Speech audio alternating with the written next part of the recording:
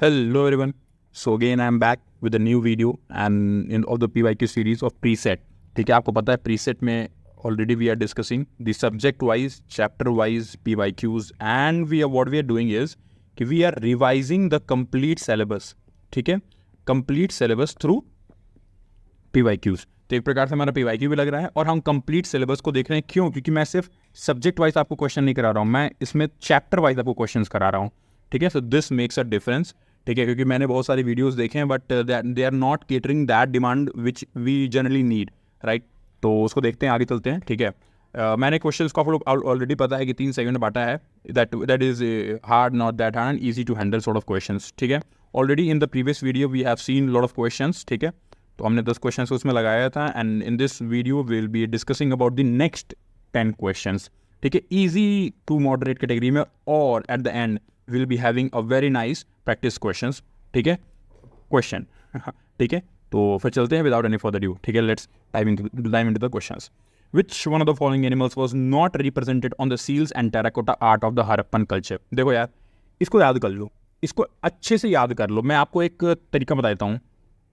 Seals और ये जो सील्स और टेराकोटा आर्ट के जो कल्चर में आप लोगों को जो एनिमल दिखाई दिए थे वो जनरली बिग एनिमल्स थे. बिग एनिमल्स मतलब अगर मैं इन चारों में बताओगे तो एक काऊ ही है जो बिग एनिमल नहीं है. ठीक है, तो एलिफेंट तो था ही, राइनोसेरस भी थे, टाइगर भी थे और बुफेलो भी था. तो ये तो थे ही. तो big animals were on the seals. और काऊ, ठीक है, कैमल, लॉयन एंड हॉर्स नहीं थे. देखो यार, हॉर्स तो नहीं थे, ये मान जाओगे कि वो आर्यंस ने इंट्रोड्यूस किया था. चलो ठीक है, ये मान जाओगे आप. ठीक है, हड़प्पन के टाइम पे नहीं थे. काऊ भी मान जाओगे, ये भी वैदिक के टाइम में हमें देखने को मिली थी. ठीक है, बट कैमल और लॉयन में कंफ्यूज सकते हो कि कैमल तो आपका राजस्थान का टाइम एरिया वाला एक जानवर है और लॉयन भी आपका वही आपका गुजरात वाला एरिया है. तो ये कन्फ्यूजन आपको हो सकता है. बट अगेन आपको याद करना है कि camel, cow, horse, lion were not depicted on seals. Cow's appearance was first noted in Vedic text. तो ये हो गया, ये भी नहीं थे और ये सब नहीं थे कौन से? ये तीनों. तो answer would be which of the following was not. तो question is not, cow will be the answer. I hope आपको समझ में आ रहा होगा what I am trying to tell. ठीक है, who among the following presided over the Buddhist council held during the reign of Kanishka at Kashmir. बहुत easy question है. अगर कोई भी एकदम कह सकते हो कि शुरुआती फेज में भी होगा ना स्टडी के, वो बता देगा. तो फोर्थ बुद्धिस्ट काउंसिल का किसने हेड किया था? वासुमित्र ने किया था. ठीक है, अब देखो वासुमित्र ने किया था तो राजा कौन था? Under whose patronage? कनिष्क. ठीक है, हुआ कहाँ था? कश्मीर में. एग्जैक्ट कौन सी जगह थी? कुंडलवन. ठीक है, की अभी मैंने क्यों ऐसे पूरा नाम नहीं लिखा, मैं आपको बताता हूँ. क्योंकि इस साल देखो ना कितना पार्टी हो गया था लोगों का 2001 में, जो हमारे बहुत सीनियर होंगे. कितनी सही था यार, उनका 2 सवाल एक ही जगह से आ गया था. The fourth Buddhist council was held Kashmir during the rain which king? हो गया कनिष्क. अब देखो यहाँ पे चारों राजाओं का नाम है, तो देख लो चारों में कोई ना कोई बुद्धिस्ट काउंसिल हुआ था. कब, कौन से में हुआ था वो देख लेते हैं. सबसे पहले अजात शत्रु में पहला. ठीक है, उसके बाद कालाशोक में दूसरा, अशोक में तीसरा, कनिष्क में चौथा. अब इसे याद मैंने कैसे किया है आप भी नहीं भूलोगे. एक के अजातशत्रु, कालाशोक, अशोक, कनिष्क. हो गया एक के.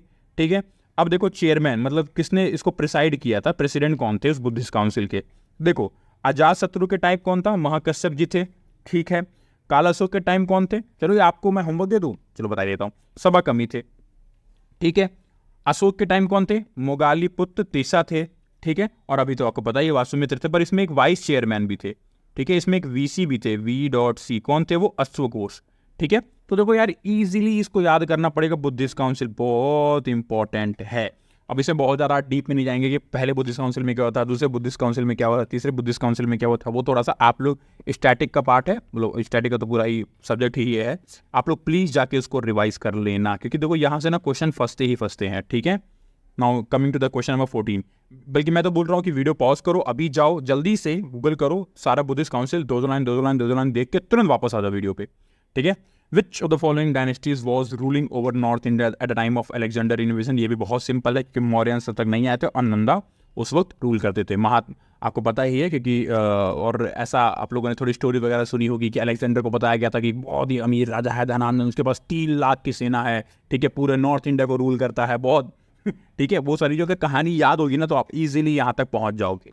ठीक है, और उनकी राजधानी क्या है, पाटलिपुत्र। और इस वजह से भी ना कि महापद्मानंद सॉरी धनानंद इतना कह सकते हो कि कुछ सीरियल्स वगैरह में से डिबेट किया गया, वो इतना वो हो गया था, रिलैक्स हो गया था, अरे ठीक है अभी बहुत दूर है, अभी तो नॉर्थ वेस्ट में, यहाँ आते आते वो थक जाएंगे, वापस चले जाएंगे, अभी बहुत आराम है। इस चक्कर में जो राजा पुरु थे उन्होंने बहुत अच्छी लड़ाई लड़ी थी अलेक्जेंडर से, और अलेक्जेंडर समझ गए कि ये एक वीरों की धरती है। मतलब ठीक है, ये सब मैंने कहानियों से आपको बताने की कोशिश की है, भूल होगी नहीं तो ठीक है, बेटर रहेगा।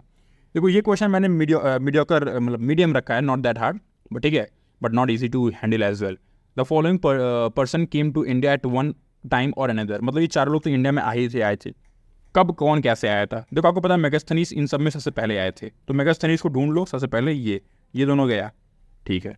सबसे आखिरी में कौन आया था, कौन कैसे आया था नहीं पता। मैं एक बात बताऊं, मैंने कैसे याद किया, कभी नहीं भूलता हूं मैं। फायन लिखो, फायन, ठीक है, और यूनसांग, तो फायन और यूनसांग, ठीक है, ठीक है।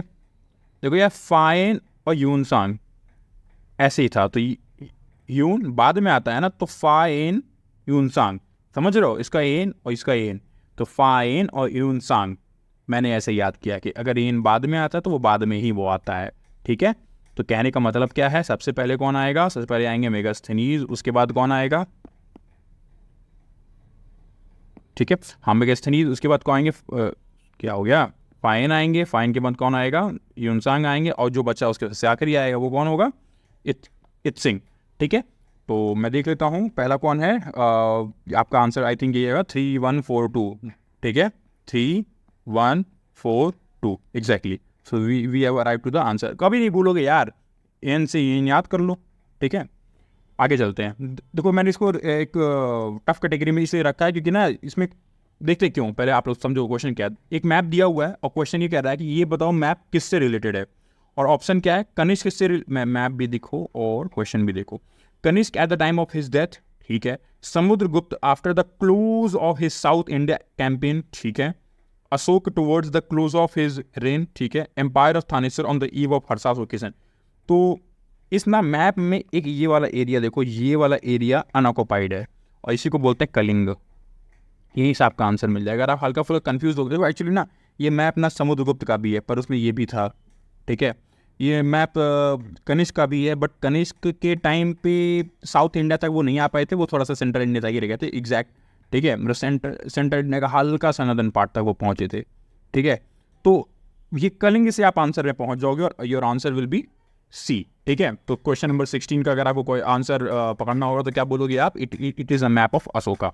आई होप आप लोग को समझ में आया होगा, इसलिए मैंने इसको टफ कैटेगरी में रखा है। क्वेश्चन नंबर 17 को लिखते हैं, what is the correct chronological order in which the following appeared in India. देखो यार ये भी बड़ा ईजी सवाल है, ठीक है, बट मैंने तो टफ कैटेगरी में इसलिए रखा है ना, दिक्कत फंसेगी इन दोनों में क्योंकि ये दोनों तो आप लोग कभी नहीं भूलोगे। अर्बन कल्चर, एक तो इंडिया के साथ ऐसी खूबसूरती हुई, लोगों हर आप देखोगे कॉन्स्टिट्यूट क्या बोल रहा हूँ मैं, हर सभ्यता में, ठीक है, सिविलाइजेशन में हर सिविलाइजेशन में देखोगे अर्बन कल्चर सबसे पहले सबसे बाद में आया है। इंडिया में अर्बन कल्चर सबसे पहले देखने को मिला, तो ये तो हो गया नंबर 1। और जब अर्बन कल्चर के बाद आयरन प्लो देखा गया तो आयरन प्लो वही grey ware, painted grey ware का कल्चर शुरू हुआ था, पेंटेड ग्रे वेयर का कल्चर शुरू हुआ था 1100 के आसपास, ठीक है, मतलब 1000 मानते हैं यार, 1000 से 800 के आसपास। ये सब BCE है, ठीक है, बिफोर कॉमन एरा, ठीक है, बिफोर कॉमन एरा। तो ये दोनों तो 4-3 तो ये दोनों गए, आंसर हमारा इसी में है। अब आता है punch mark silver coin and gold coin. देखो punch mark silver coin actually में अगर आपको थोड़ा सा भी आइडिया होगा तो मौर्यंस के टाइम के आसपास प्रॉपर वो इशू हो रहे थे, ठीक है। कॉइनेज अगर आप देखोगे तो पहला वहीं डॉक्यूमेंट किया गया था। और इंडो ग्रीक ने इंट्रोड्यूस हुआ था, इंडो ग्रीक ने इंट्रोड्यूस किया था प्योर गोल्ड से बना हुआ कॉइन 200 BC में। तो आपका आंसर क्या हो गया, 4321। तो आंसर भी 4321 डी, ठीक है।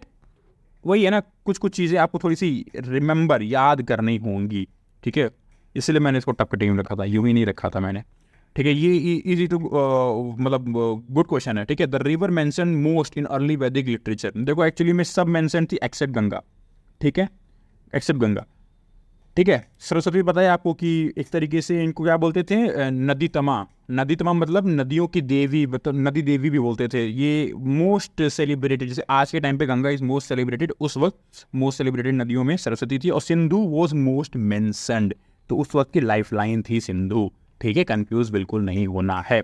बात यह कि शतुद्री आज के टाइम पे क्या कहा जाता है, आप बता सकते हो? एग्जैक्टली सतलुज को कहा जाता है। ठीक है, सतलुज को आज के टाइम पे शतुद्री कहा जाता है। सिंधु पता ही है आप लोगों को, सरस्वती भी पता है। ठीक है, और कौन सी नदी बता दूं? ब्यास को क्या बोलते हैं? विपाशा, बिल्कुल सही। झेलम को वितास्ता, रावी को परुष्णी, और कौन बचा, कौन सा रिवर बची? हाँ, चेनाब रिवर को अस्किनी। ठीक है, तो ये हो गया हमारा। ठीक है, आगे चलते हैं। In the context of ancient India society which one of the following terms does not belong to category of the other three? देख लेते हैं, इसको मैंने इजी रखा है। कुल, वंश, गोत्र, ये सब के सब एक तरीके से देखोगे फैमिली बिलोंगिंगनेस से है। आप कौन से कुल से हो, आप कौन से वंश से हो, आपको आपका गोत्र क्या है, कोष क्या है, ये तो भैया ट्रेजरी से रिलेटेड है। ट्रेजरी से तो हो गया आंसर है कि नहीं? फैमिली बिलोंगिंगनेस से है ये वाला।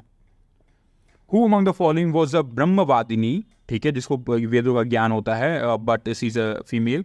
Who composed some hymn of the Vedas? बताइए। मैंने इसको रेड इसलिए रखा है, अगर आ रहा है तो ही ऑप्ट करिएगा, वरना आप इसको छोड़ दीजिएगा एग्जाम में अगर दोबारा पूछता है, क्योंकि वापस से ऐसे क्वेश्चंस ऐसे टिपिकल आप देखोगे ना। अभी देखो, पहले तो ऐसे डायरेक्ट क्वेश्चन आते थे, अब क्या है ना, ऐसे मैच द पेयर टाइप के सवाल आते हैं।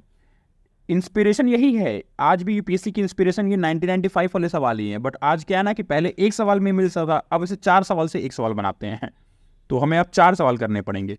ठीक है, तो चलो देखते हैं आंसर क्या है। आंसर इसका इनका लोकमुद्रा है। ठीक है, बट हम थोड़ा सा जानकारी दे देते हैं। ब्रह्मवादिनी मैंने क्या बोला? The expounder of the Vedas, मतलब जिनको ना बड़ा अच्छे से ज्ञान है और जो हाइन को कंपोज करती हैं सॉरी, जो हाइन को कंपोज करती हैं। ठीक है, लोकमुद्रा वाइफ थी किनकी? अगस्त ऋषि की। ठीक है, अगस्त ऋषि की वाइफ थी। ठीक है, ये हो गया।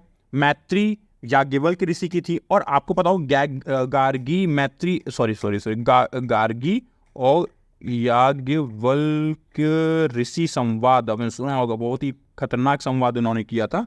ठीक है, और लोग मान गए थे कि गार्गी भी बहुत ही बड़ी विदुषी हैं। ठीक है, तो दीज आर थिंग्स आप लोग को जानना होगा। लीलावती तो भास्कराचार्य के बुक का नाम है। ठीक है, लीलावती तो भास्कराचार्य जी के बुक का नाम है, जिसमें आपको एल्जेब्रा, अर्थमेटिक, ज्योमेट्री, इन सब चीज़ों के बारे में जानकारी मिलता है। सावित्री तो वही थी जो यमराज से अपने पति को लड़कर जीती थी। तो वो बहुत ही बड़ी, मतलब एक ऐसी फिगर, लेजेंडरी वुमन, ठीक है, जिनका डिवोशन और डिटर्मिनेशन के लिए जाना जाता है। और उनके पति का क्या नाम था? Satyavan, I guess. If you know correct, please correct me. ठीक है, now coming to the practice question. The sites of Gudiyam caves, Bori and Hunsgi valley are prominently associated with which of the following periods of Indian history? Paleolithic, Vedic, chalcolithic, Harappan age. बताओ भाई, बताओ, answer करो, comment करो। ठीक है, comment करो। और आपको आई होप पसंद आ रहा होगा, मैंने बहुत अच्छे तरीके से सारे सवाल लगाए हैं, और आप पुराने वीडियोज़ में और प्रीसेट सीरीज में जाके आप इजीली क्वेश्चंस को सॉल्व आउट कर सकते हो। आई होप आप लोगों को वीडियो पसंद आ रहा होगा। Please do like, share and subscribe. Thank you so very much. जय हिंद।